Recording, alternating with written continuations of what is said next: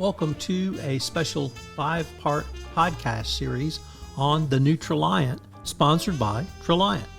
Over this 5-part podcast series, we will discuss what is new at the company and key issues that Traliant is helping to lead and define in the online training industry going forward. Over this 5-part series, I will visit with Traliant CEO John Arendez, Maggie Smith, Vice President for Human Resources, Scott Schneider, Head of Content Development. I know you will enjoy this special 5-part podcast series on the new Traliant. First, a word about Traliant. The mission to transform compliance training from boring to brilliant. Traliant's award-winning training helps organizations create and maintain respectful, inclusive workplaces.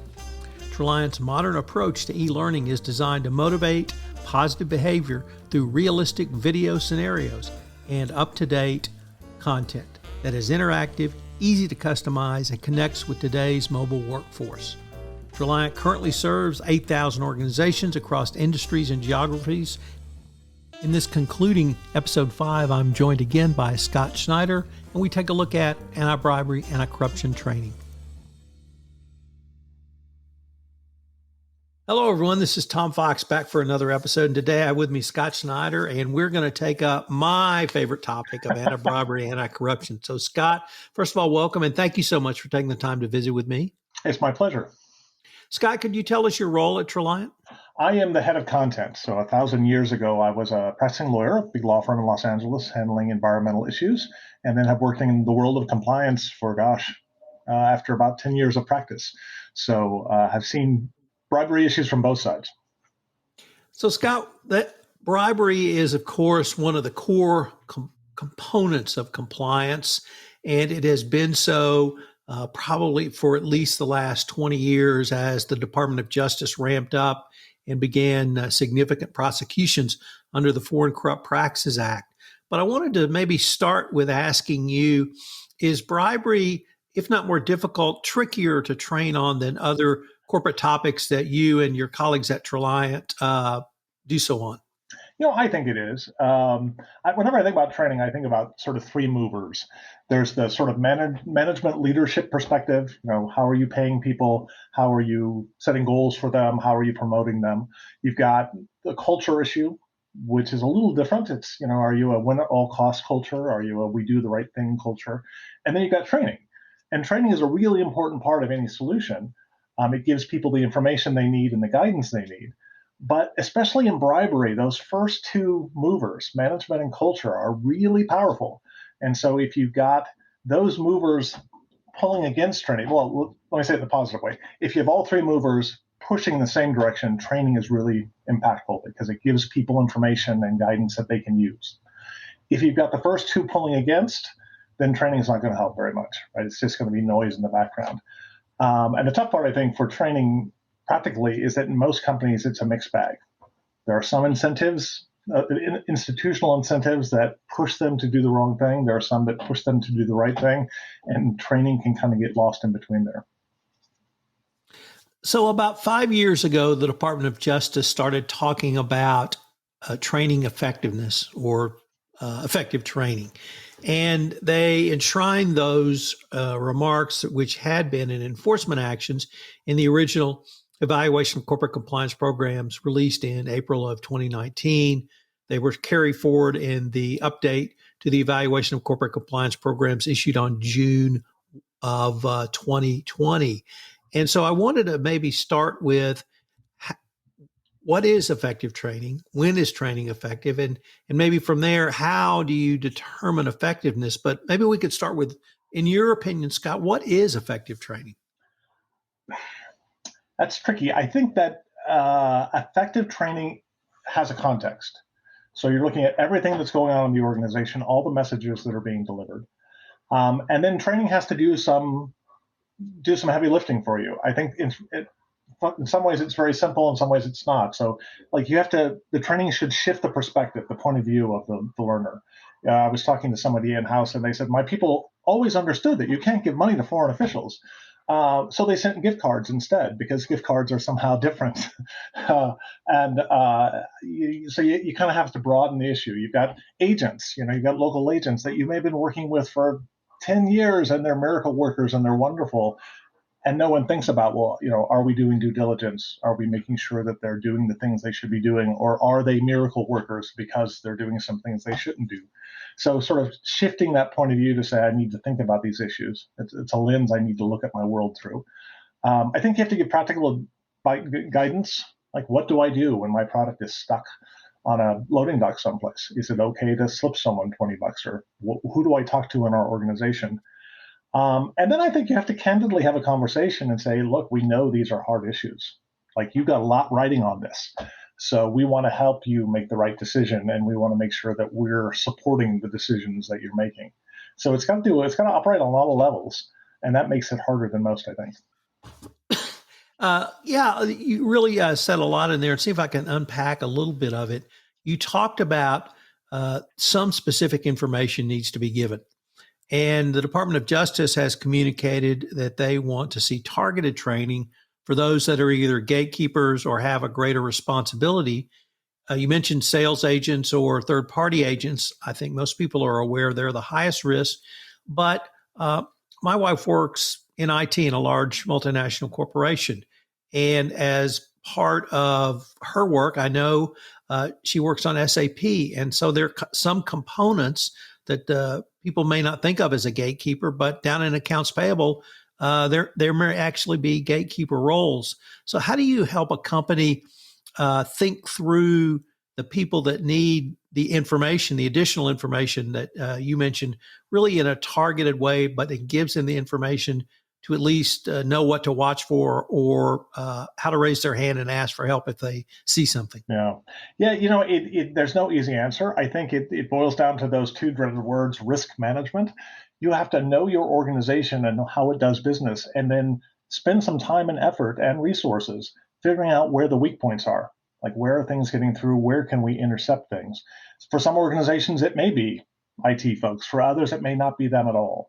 But if you sort of assess what you do and how you do it and where the risk lie, then you can begin addressing them. And for most organizations, they're probably not going to address them all at once. There's just too much to do. So start with the risk areas that are greatest, and then work down from there.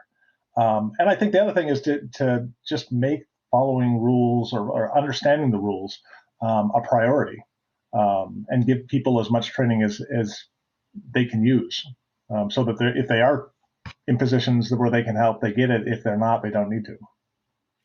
You've mentioned culture more than once. Can specific anti-bribery, anti-corruption training essentially cross-reference or talk about culture, and then vice versa to help reinforce both ideas of a corporate culture and specific ABC training? Yeah, I mean, I think it can and should. It's easier in other areas when you have something like respect or harassment. Everybody understands they want a positive workplace and they understand what it's like to be disrespected. Bribery is a little bit more rare in that sense, rarefied in that sense. But I think if you link it back to leadership, what leadership is saying and doing, and you lead it back to values, then I think that component, that culture component, can come through. I don't think the training itself will generate the culture, but if you have those initiatives in place, then linking back to them becomes a powerful motivator for people who are taking training, because you've made it clear that matters. I was really intrigued by how you tied effective training really to an overall risk management strategy, starting with understanding your risks. And so if you're a pharmaceutical company or a food company and you have perishable items, whether it's pharmaceuticals or whether it's fresh food, that could be your highest risk. How do you determine, or how do you maybe help, not so much help a company do a risk assessment, but when you're sitting down with a new client, how do you help find out the things that you think they need some specific practical guidance on? The single hardest part for us sometimes is helping the client understand who their audience is. Who their audience is in terms of just who receives training. Have you thought about these folks? Have you thought about those folks? But also what's pushing the buttons of their audience? Like, what do they care about? And so if you get those two things together, who needs to understand, who needs this training, and then how are you going to impact them? You take a big step forward. But I'm always surprised at the number of folks when you run through. Do you have operations? Do you have warehouses? Do you have, you run through the list of folks you might think about. You frequently hear someone say, "Oh, that's a good point. I hadn't thought about them." So that larger systemic issue is both a starting point and an endpoint for most companies. The maybe the reverse of paying a bribe is how to resist paying a bribe. Do you ever help companies put together training around specific scenarios? And let me go back to our fish on the dock. If there's fish on the dock, what are some of the things they might be able to do, or do they just need to elevate that and bring in additional resources? That goes right to what should be in training. When I first started in this industry many years ago, everyone was concerned about creating what they called jailhouse lawyers, non-professionals who were given training and now they thought they were experts. And I think that goes to it. Do you want to send a message that these are complicated issues and so you've got folks who will help you, or do you want to try to educate them? You get two different streams. You're going to land up in the middle someplace. I think for a lot of folks, the natural inclination for the frontline worker is to find a way to cheat. Not really bribe, but bend the rules, or this is the way it's done. So I think it is really important that they understand that there are rules, that people at the company care, and that more importantly, there are people at the company who will help them get done what needs to get done in the way it needs to get done. So you kind of lessen the likelihood that maybe they'll try to cut corners a bit. Scott, one of the themes we've hit on in this podcast is really risk management, assessing your risk, and then managing your own risk. But let me go back to a concept you talked about when we started this podcast, which you call the three movers. And I really like the way that you talked about management leadership, setting a tone in various strategies, culture, and training. And you really, or at least I understood you to say, you can't look at one in a vacuum. You really have to look at all together to have an effective or ethical business that does a company that does business and compliance. When you have conversations, do you hear with your clients, they understand this bigger picture approach that you can take, or is that something that you still is a challenge to communicate? I think they get it. The issue is whether the company will support it. Okay, when these big bribery cases come down, the person who gave someone $10 million or bought them a condo in New York, they weren't under the misimpression that would be okay. There were just incentives in place. They were going to get paid a bunch of money if the deal closed. They were going to get promoted. They were going to keep their job. So it's not so much, gosh, I didn't understand that. The question is, will management support me? Is management willing to walk away from a deal where the only way we can get it is by paying someone? And so they understand the concept well enough. The question is implementation. Like, does management support it? Does management have their back? If they do, all is good. If they don't, that's where they're struggling, I think. Do you, one of the other things the Department of Justice has communicated to us is they like to see, in addition to effective training and targeted training, moving to shorter messaging. Is that something you've seen be effective, where a company could put out a 61 second, 120 second, 3 minute, 4 minute focused video or communication around an anti-bribery issue and have that be impactful?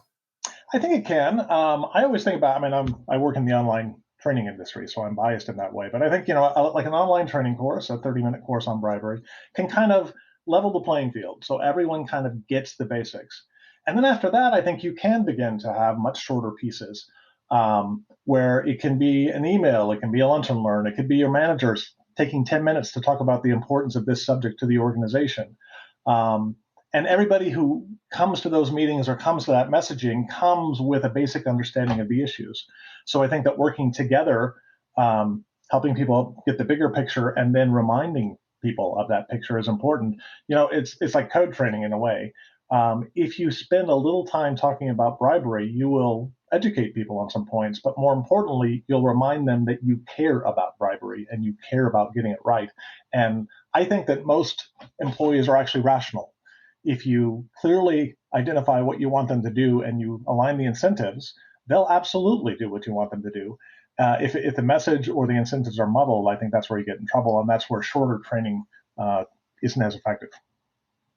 Well, Scott, unfortunately, we are near the end of our time for this episode, but I was wondering if our listeners wanted any more information on yourself or any of the topics we've touched on in this podcast, what would be the best place for them to go?